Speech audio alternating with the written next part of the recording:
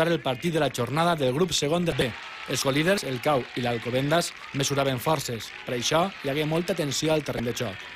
Els valencians van ser superiors i agafaren el pes del partit, però la rereguarda dels madrilenys estava molt bé posicionada, gràcies a la qual hi hagué una intercepció en la seva 22 que acabà amb el primer assaig de l'encontre.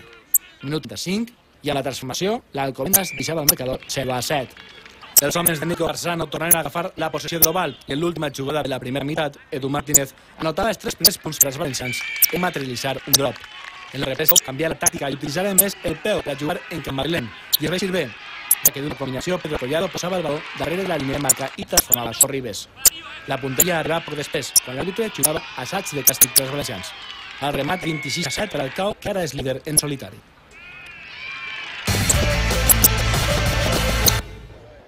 La segona semifinal del campionat individual de Raspa iba a enfrentar al trinquet de Birreguard, Armando Igual.